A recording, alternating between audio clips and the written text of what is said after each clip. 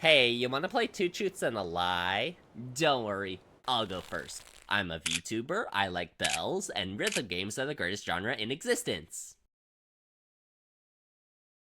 Shoo, maybe I don't like bells. Rhythm games, a very simple genre to explain. It translates that into this. Notes come at the player and need to be hit in time with the music. Easy to understand, but ever so hard to master. And while I do love the core rhythm game experience, I also love when games experiment with that experience. And what better way to do this than by merging genres? Rhythm cross roguelike, rhythm cross platformer, rhythm cross Tetris. No amount of rhythm knowledge can save me from the fact that I can't play Tetris. Genre combinations lead to many innovative gameplay experiences, so when I heard about a rhythm cross fishing game, I was curious to see how that would work. This is Synchr Sound, also known as Synchr Sound with a lowercase sound, Synchr Sound with an underscore sound, or Synchr Sound with an uppercase sound. I don't know what to title this video. Synchr Sound is a game that takes the reeling and tension mechanics of fishing and adds a rhythmic twist to it. And it does it in such a unique way that I can't help but get caught up by it, like a fish. Normally, rhythm games are built on the same core mechanics, so if you've played one, that skill carries over to others. But when we get to Synchr Sound,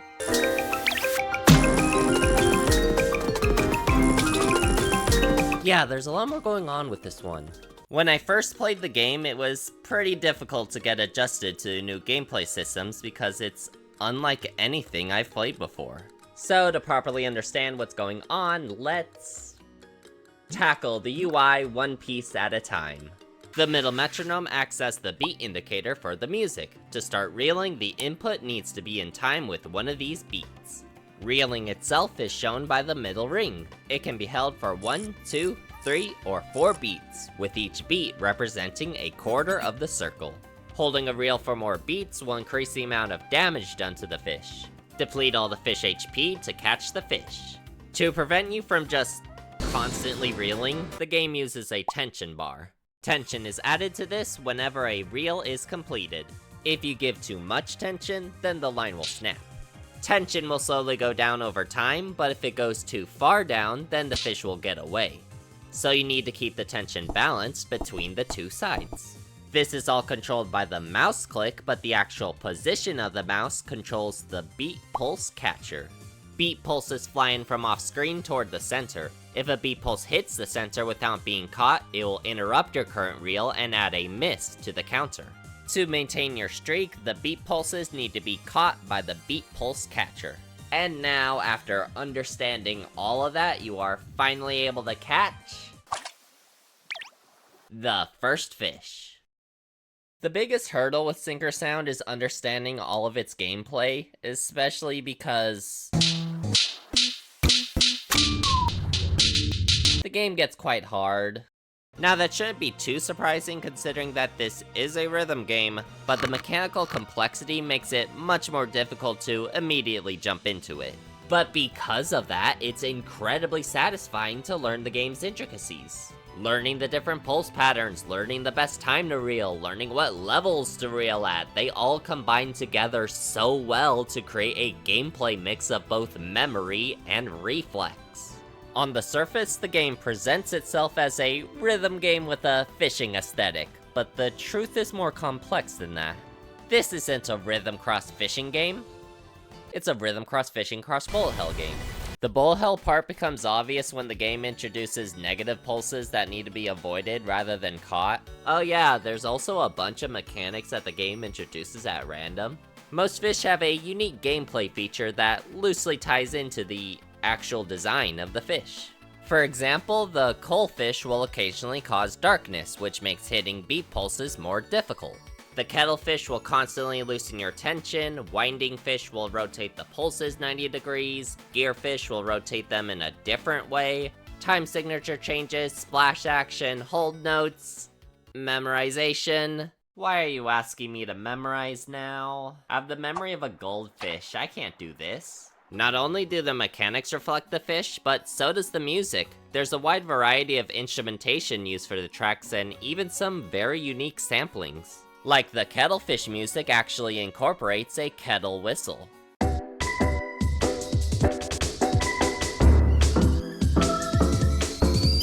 The actual tracks themselves are serviceable. None are outright bad, just that there's not much reason to listen to them outside of the context of the game. Most are just too short to really leave an impression, some as short as 30 seconds. There are exceptions, of course, like I particularly enjoy the song used for the lampfish.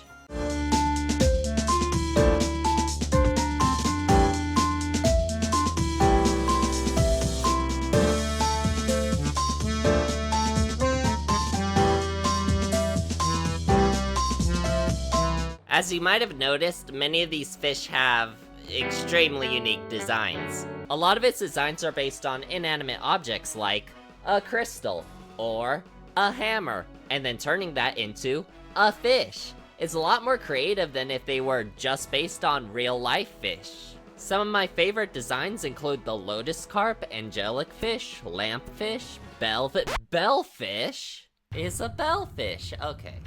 Being the gimmick Bell VTuber has made it so that whenever a bell appears, I just have to go, Bell! This trifecta of design, music, and gameplay makes each fish feel truly unique. And because of that, it made me want to do more than just a basic playthrough. I wanted to understand everything this game has to offer. If you're just catching the fish, you can get by easily enough, even if it results in a lot of misses. But to actually master the fish, you need to get a perfect clear. You know, like a rhythm game. Rule number 1 of playing a rhythm game: don't go for perfect clears if you value your sanity. I clearly don't, so let's keep going. There are 2 criteria for mastering a fish: getting an S rank and getting no misses. The S rank is simple enough. If you reel in the yellow zone, you get a perfect tension, which causes your letter grade to go up.